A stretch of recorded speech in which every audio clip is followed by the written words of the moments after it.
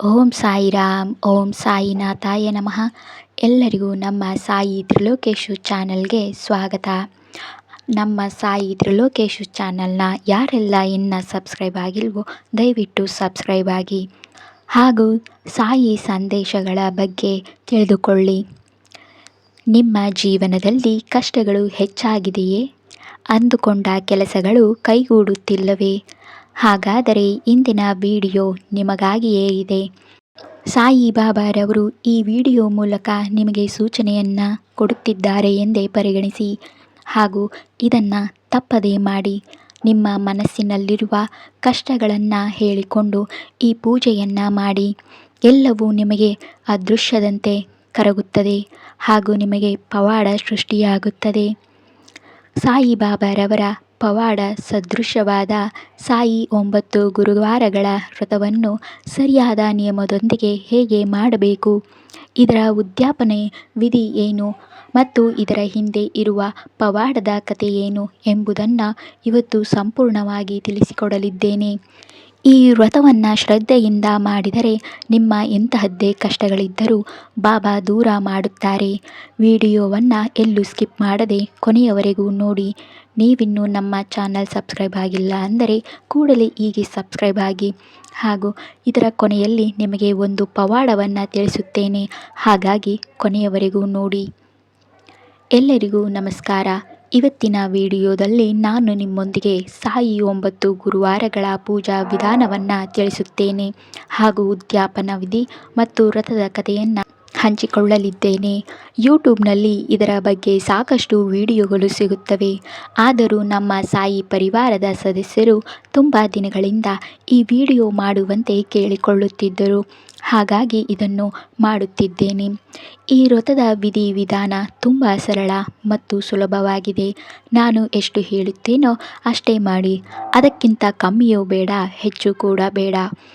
ಪೂರ್ಣ ವಿಶ್ವಾಸ ಭಾವದೊಂದಿಗೆ ಈ ವ್ರತವನ್ನು ಮಾಡಿ ಸಾಯಿ ಕೃಪೆಗೆ ಪಾತ್ರರಾಗಿ. ಈ ವ್ರತವನ್ನು ಪುರುಷರು ಕೂಡ, ಮಹಿಳೆಯರು ಕೂಡ ಅಥವಾ ಮಕ್ಕಳು ಕೂಡ ಮಾಡಬಹುದು. ಯಾವುದೇ ಒಂದು ಗುರುವಾರದಿಂದ ಬಾಬಾರ ಹೆಸರು ಸ್ಮರಿಸಿ ವ್ರತವನ್ನು ಆರಂಭಿಸಬಹುದು. ನಿಮ್ಮ ಮನೋಕಾಮನೆಗಳು ಏನಿವೆಯೋ ಅದನ್ನು ಬಾಬಾರವರ ಮುಂದೆ ಶ್ರದ್ಧೆಯಿಂದ ಪ್ರಾರ್ಥಿಸಿ. ಈ ಪೂಜೆಯನ್ನು ನೀವು ಬೆಳಗ್ಗೆ ಅಥವಾ ಸಂಜೆ ಯಾವುದೇ ಸಮಯದಲ್ಲೂ ಕೂಡ ಮಾಡಬಹುದು. ಬೆಳಗ್ಗೆ ಬ್ರಾಹ್ಮಿ ಮುಹೂರ್ತದಲ್ಲಿ ಮಾಡಿದರೆ ತುಂಬ ಒಳ್ಳೆಯದು. ಸಂಜೆ 5 ಗಂಟೆಯ ಮೇಲೆ ಮಾಡಿದರೆ ತುಂಬ ಒಳ್ಳೆಯದು. ನಿಮ್ಮ ಮನೆಯಲ್ಲಿ ಸಾಯಿ ಬಾಬಾರವರ ಫೋಟೋ ಇದ್ದರೆ ಅದನ್ನು ನೀರಿನಿಂದ ಸ್ವಚ್ಛಗೊಳಿಸಿ.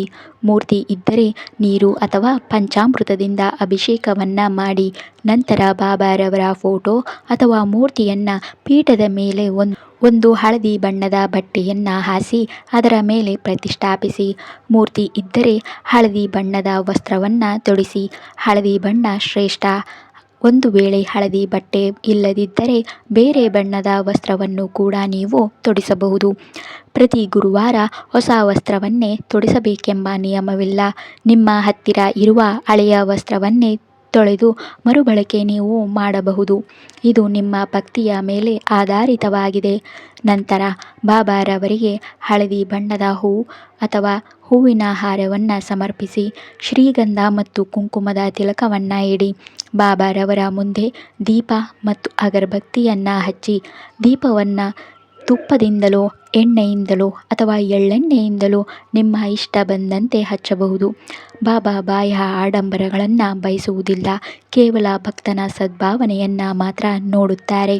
ನೈವೇದ್ಯಕ್ಕೆ ನೀವು ಹಣ್ಣುಗಳನ್ನು, ಸಿಹಿ ತಿಂಡಿ ಅಥವಾ ನಿಮ್ಮ ಕೈಯಾರೆ ಮಾಡಿದ ಸಾತ್ವಿಕ ಆಹಾರವನ್ನು ಅರ್ಪಿಸಬಹುದು. ಪೂಜೆಯ ನಂತರ ಸಾಯಿ 9 ಗುರುವಾರಗಳ ವ್ರತ ಕಥೆಯನ್ನು ಭಕ್ತಿಯಿಂದ ಓದಿ. ಈ ಪುಸ್ತಕ ಪೂಜಾ ಸಾಮಗ್ರಿ ಸಿಗುವ ಅಂಗಡಿಗಳಲ್ಲಿ ಅಥವಾ ಆನ್ಲೈನ್ನಲ್ಲಿ ಸುಲಭವಾಗಿ ಸಿಗುತ್ತದೆ. ಇದರೊಂದಿಗೆ ಸಾಯಿ ಚಾಲೀಸಾ, ಸಾಯಿ ಭವಾನಿ, ಸಾಯಿ ಕಷ್ಟ ನಿವಾರಣಾ ಮಂತ್ರ ಅಥವಾ ಬಾಬಾರವರ 108 ನಾಮಾವಳಿಯನ್ನು ಓದಬಹುದು.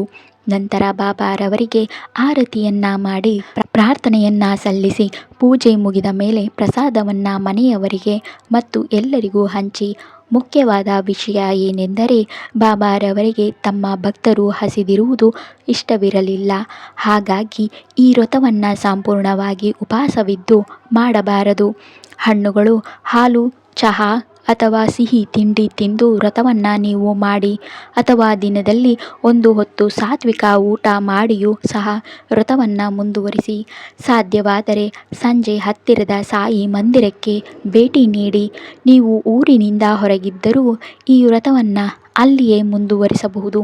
ಮಹಿಳೆಯರಿಗೆ ವ್ರತದ ಮಧ್ಯೆ ಮುಟ್ಟು ಅಂದರೆ ಪೀರಿಯಡ್ ಸಂಭವಿಸಿದರೆ ಅಥವಾ ಯಾವುದೇ ಕಾರಣಕ್ಕೆ ಒಂದು ಗುರುವಾರ ಪೂಜೆ ಬಿಟ್ಟು ಹೋದರೆ ಆ ವಾರವನ್ನು 9 ವಾರಗಳ ಲೆಕ್ಕಕ್ಕೆ ತೆಗೆದುಕೊಳ್ಳಬೇಡಿ. ಮುಂದಿನ ಗುರುವಾರದಿಂದ ವ್ರತವನ್ನು ಮುಂದುವರಿಸಿ. ಉದಾಹರಣೆಗೆ 3ನೇ ಗುರುವಾರ ಮುಟ್ಟಾದರೆ ಮುಂದಿನ ವಾರವನ್ನು 3ನೇ ಗುರುವಾರ ಎಂದು ಪರಿಗಣಿಸಿ. ನೆನಪಿಡಿ, ಯಾವುದೇ ಕಾರಣಕ್ಕೂ 2ನೇ ಗುರುವಾರದಂದು ನೀವು ಪೂಜೆಯನ್ನು ಮಾಡುವುದನ್ನು ಬಿಡಬೇಡಿ. 9ನೇ ಗುರುವಾರ ವ್ರತದ ಉದ್ಯಾಪನೆ ಮಾಡಬೇಕು. ಅಂದು ಕೂಡ ಉಳಿದ 8 ವಾರಗಳಂತೆಯೇ ಪೂಜೆಯನ್ನು ಮಾಡಿ. ಬಾಬಾರ ಮಹಿಮೆಯನ್ನು ಹೆಚ್ಚಿಸಲು ನಿಮ್ಮ ಸಾಮರ್ಥ್ಯಕ್ಕೆ ತಕ್ಕಂತೆ 5, 11 ಅಥವಾ 21 ಸಾಯಿ ವ್ರತಗಳ ಪುಸ್ತಕಗಳನ್ನು ನಿಮ್ಮ ಸ್ನೇಹಿತರಿಗೆ ಮತ್ತು ಕುಟುಂಬದವರಿಗೆ ಹಂಚಬೇಕು. ಮೊದಲು ಈ ಪುಸ್ತಕಗಳನ್ನು ಪೂಜೆಯಲ್ಲಿಟ್ಟು ನಂತರ ಹಂಚಿ. ಅಂದು ಪ್ರಸಾದದ ವಿತರಣೆಯನ್ನು ಮಾಡಿ ಮತ್ತು ನಿಮ್ಮ ಶಕ್ತ್ಯಾನುಸಾರ ಬಡವರಿಗೆ ಅಥವಾ 9 ಜನರ ನಿರ್ಗತಿಕರಿಗೆ ಅನ್ನದಾನವನ್ನು ಮಾಡಿ. ಇಷ್ಟೇ ಸರಳವಾದ ಉದ್ಯಾಪನದ ವಿಧಿ. ಈ ವ್ರತದ ಬಗ್ಗೆ ಒಂದು ಕಥೆಯನ್ನು ಹೇಳುತ್ತೇನೆ ಕೇಳಿ. ಒಂದು ಊರಿನಲ್ಲಿ ಕೋಕಿಲಾ ಎಂಬ ಮಹಿಳೆ ತನ್ನ ಪತಿ ಮಹೇಶ್ ಜೊತೆ ವಾಸವಾಗಿದ್ದಳು. ಇಬ್ಬರ ನಡುವೆ ಪ್ರೀತಿ ಇತ್ತಾದರೂ ಮಹೇಶ್ ತುಂಬ ಜಗಳಗಂಟ ಸ್ವಭಾವನಾಗಿದ್ದ. ಅವನ ಮಾತು ಮತ್ತು ನಡವಳಿಕೆಯಿಂದ ನೆರೆಹೊರೆಯವರಿಗೆ ಬೇಸತ್ತಿದ್ದರು. ಆದರೆ ಕೋಕಿಲಾ ಧಾರ್ಮಿಕ ಮತ್ತು ತಾಳ್ಮೆಯುಳ್ಳವಳಾಗಿದ್ದರಿಂದ ದಿನ ಕಳೆದಂತೆ ಮಹೇಶ್ ಉದ್ಯೋಗದಲ್ಲಿ ನಷ್ಟ ಅನುಭವಿಸಿ ತಪ್ಪು ದಾರಿ ಹಿಡಿದಿದ್ದರಿಂದ ಅವನ ಜಗಳದ ಸ್ವಭಾವ ಇನ್ನೂ ಹೆಚ್ಚಾಯಿತು. ಒಂದು ದಿನ ಮಧ್ಯಾಹ್ನ ಕೋಕಿಲಾಳ ಮನೆಗೆ ಮುಖದಲ್ಲಿ ತೇಜಸ್ಸಿದ್ದ ಒಬ್ಬ ವೃದ್ಧರು ಬಂದು ಧಾನ್ಯವನ್ನು ಬೇಡಿದರು. ಕೋಕಿಲಾ ಧಾನ್ಯ ನೀಡಿ ಕೈಮುಗಿದಾಗ ವೃದ್ಧರು ಸಾಯಿ ನಿಮಗೆ ಒಳ್ಳೆಯದನ್ನು ಮಾಡಲಿ ಎಂದರು. ಕೋಕಿಲಾ ತನ್ನ ಕಷ್ಟದ ಜೀವನವನ್ನು ಅವರ ಮುಂದೆ ಹೇಳಿಕೊಂಡಾಗ ಆ ವೃದ್ಧರು ಅವಳಿಗೆ ಸಾಯಿ 9 ಗುರುವಾರಗಳ ವ್ರತದ ಬಗ್ಗೆ ತಿಳಿಸಿದರು. ಅದರ ನಿಯಮಗಳನ್ನು ವಿವರಿಸಿದರು. ಕೋಕಿಲಾ ಅದೇ ರೀತಿ ಶ್ರದ್ಧೆಯಿಂದ 9 ಗುರುವಾರಗಳ ವ್ರತವನ್ನು ಮಾಡಿ ಉದ್ಯಾಪನೆ ಮುಗಿಸಿದಳು. ಇದರ ಪವಾಡದಿಂದ ಮಹೇಶ್ ಸ್ವಭಾವ ಬದಲಾಗಿ ವ್ಯಾಪಾರ ಮತ್ತೆ ಸುಧಾರಿಸಿತು.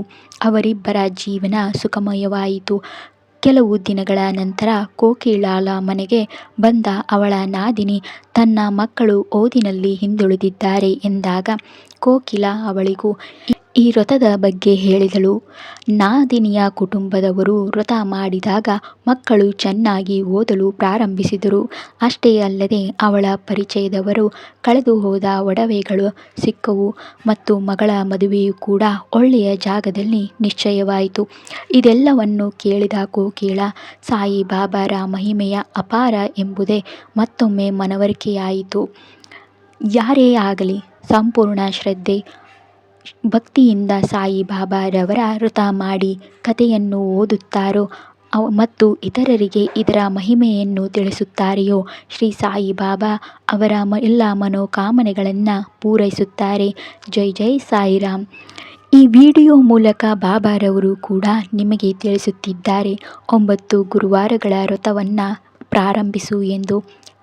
ಬಾಬಾರವರ ಮೇಲೆ ನಿಮಗೆ ಪ್ರೀತಿ ಇದ್ದರೆ ಕಮೆಂಟ್ ಬಾಕ್ಸಲ್ಲಿ ಓಂ ಸಾಯಿರಾಮ್ ಎಂದು ಕಮೆಂಟ್ ಮಾಡಿ ಹಾಗೂ ಸಾಯಿ ಬಾಬಾರವರ 9 ಗುರುವಾರಗಳ ವ್ರತವನ್ನು ಪೂಜೆಯನ್ನು ಪ್ರಾರಂಭಿಸಿ. ಎಲ್ಲರಿಗೂ ಶುಭವಾಗಲಿ. ಶುಭ ದಿನ.